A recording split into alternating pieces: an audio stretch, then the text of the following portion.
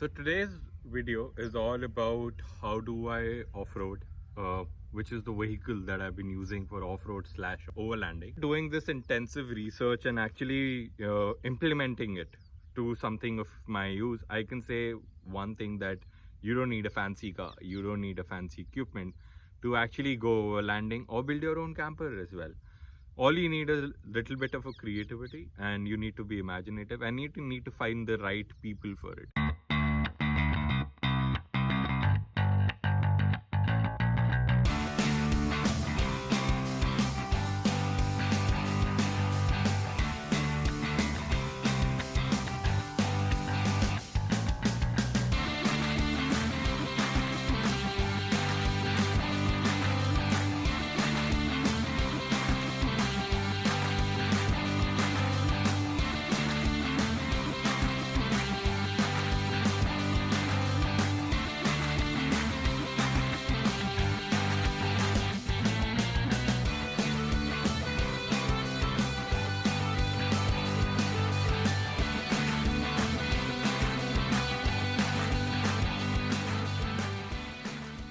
COVID happened, and during COVID there was one thing that was missing was I'm guessing we all missed was traveling.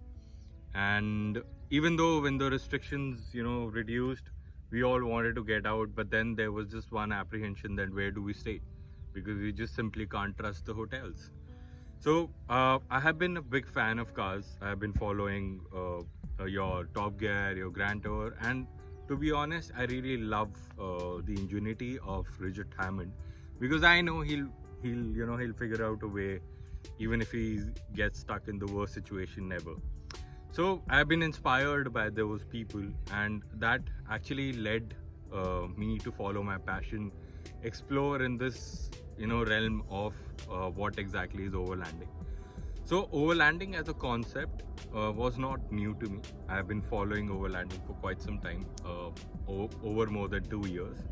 But then in India, there were very few people who actually do it, and even the resources that you look at it, it's very expensive. So while I was in my masters, I knew that I couldn't afford it. But then when I came out from my masters and I started looking around the tools and the gears that you need for overlanding, I simply realized I just can't afford it, because it's way too expensive. So मैंने सोचा, I'm sure it's India, right? And for everything we have a jugaad. We have a way of doing things that can be done in a much simpler way and in a more cost-effective way.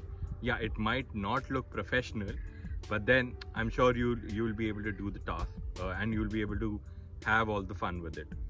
So what happened was, when COVID started, I was really, I got really pissed that I can't travel, and I'm kind of person who travels every month, that too twice or thrice in a month, or not even if I'm not able to travel, I'll make sure that I'm doing something which keeps me going, which keeps me engaged with the other things that have been happening around me. So the plus side of me entering into overlanding was the benefit that I had a Gypsy, and I have owned a Gypsy for the last 7-8 years, but then I haven't used Gypsy the way it should be used.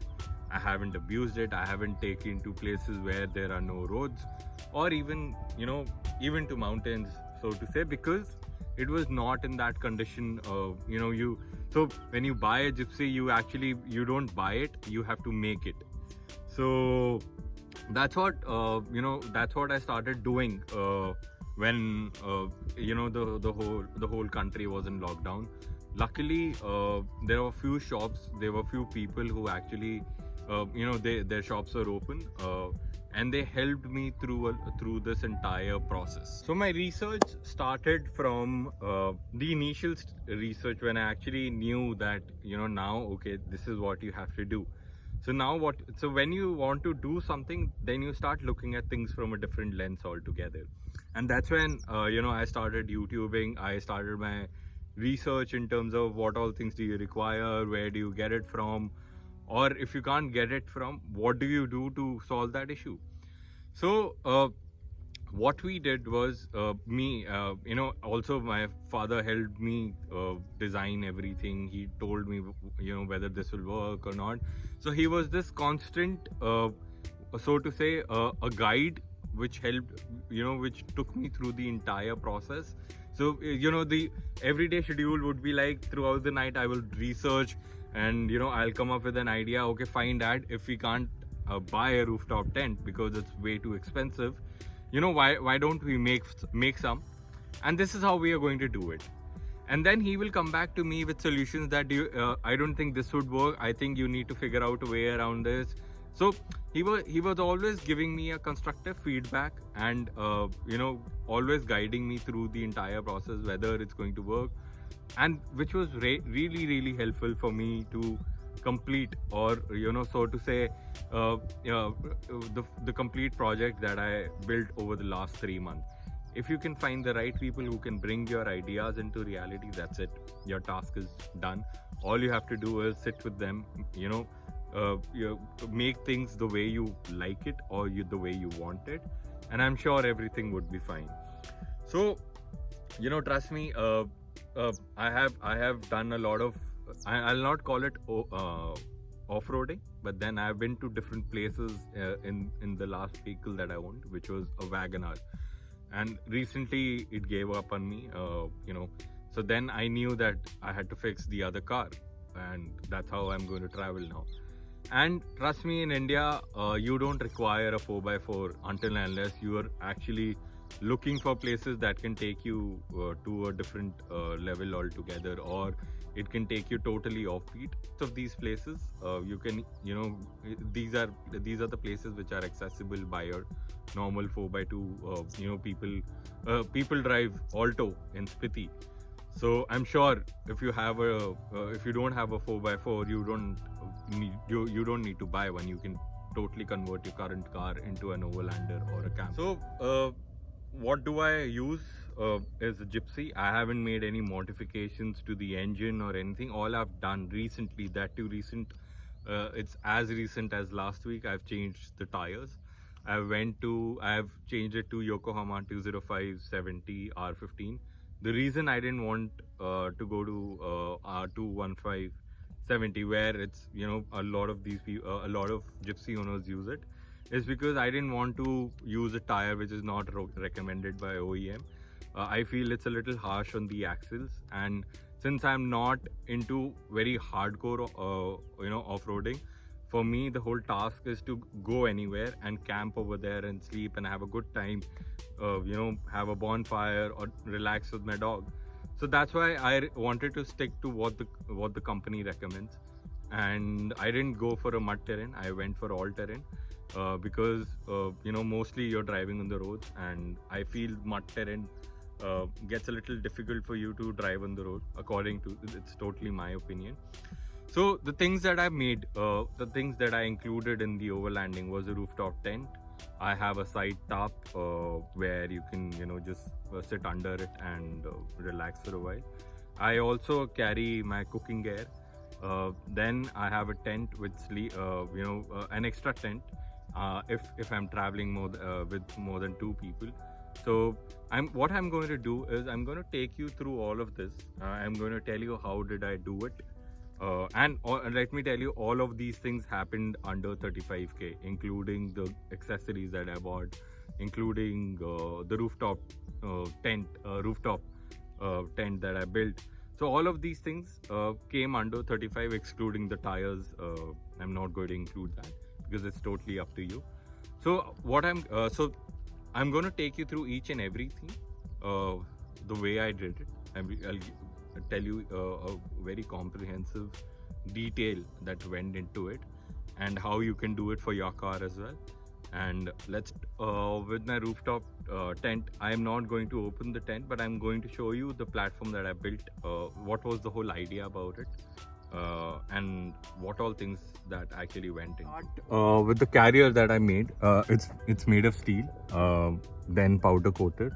So the carrier that are available in the market are not that really good for Gypsy, because A, they are very light, and then they didn't have the design that I wanted. technically what people recommend, if you're going to overlanding, Rhino rack is something that you should buy. It's the best rack available in the market. However, it will cost you somewhere around 70 to 90 grand. So this is the stand that I made for 7.5 K, including the powder coating. So what happens in this is, if you see, there are these there are these stands that sit on the roof, so that the weight is distributed among the entire roof, because this is an aluminium roof and needed extra measures so that the roof doesn't break or anything. Then you have these clips that basically hold the carrier together with the car. And then if you see, all throughout the way I have put a steel rod, so that when you're sleeping on top of it, it doesn't break, or it carries your weight. And also it's removable, so all you need to do is you basically open these screws and it will come out like a charm.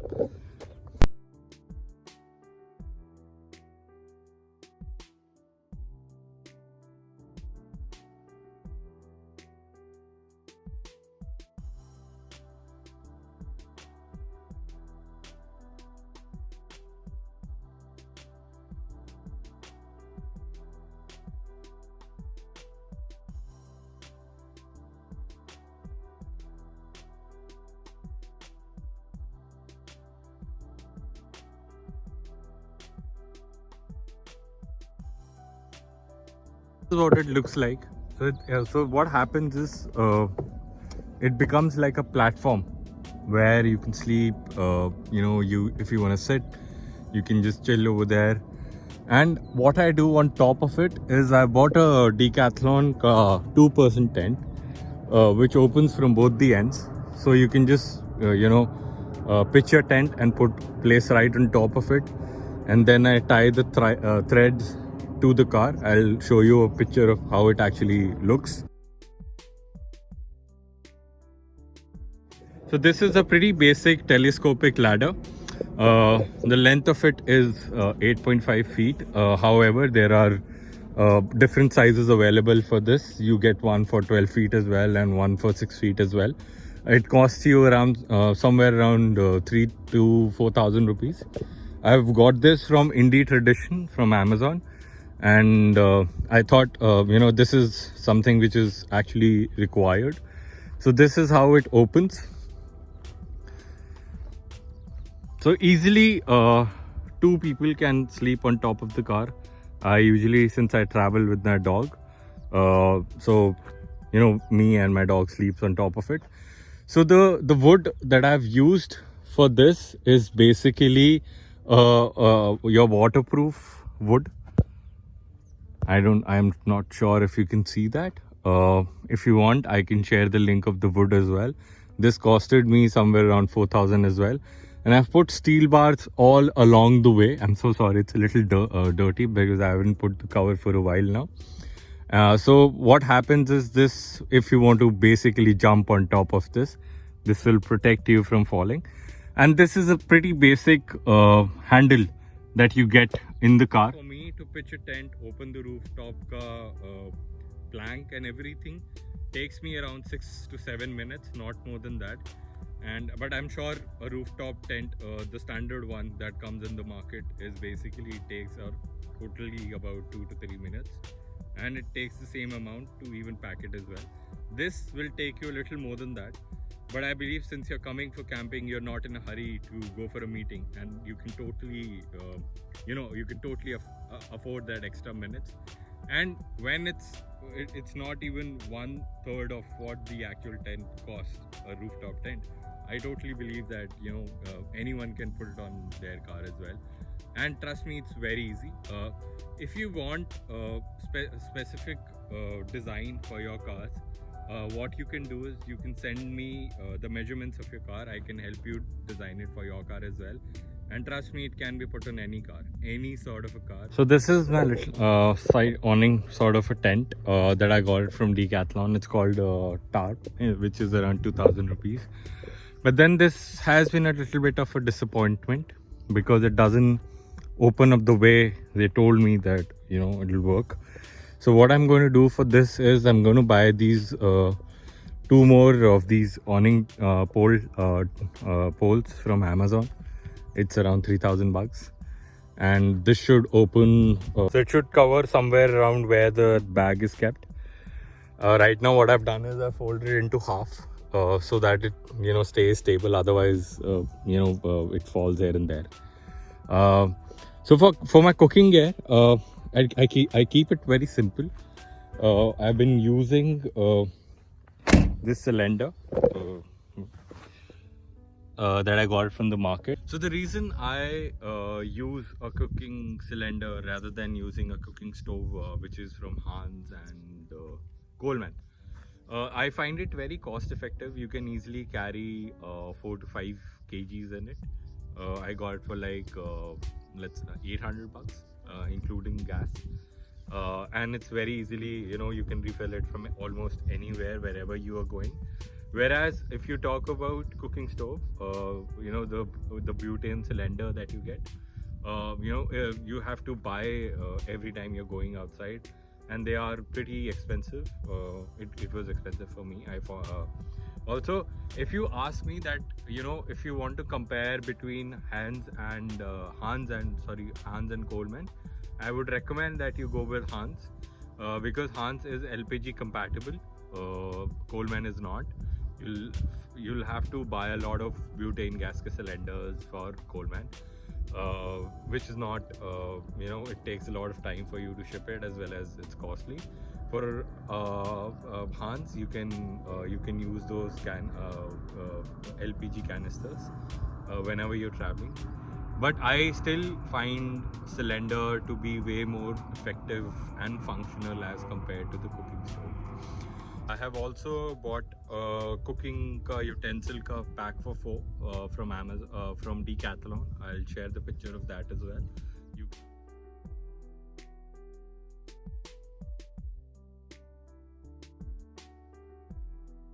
Yeah, so apart from that, I keep it very basic. Everything comes in my car. I just throw things around.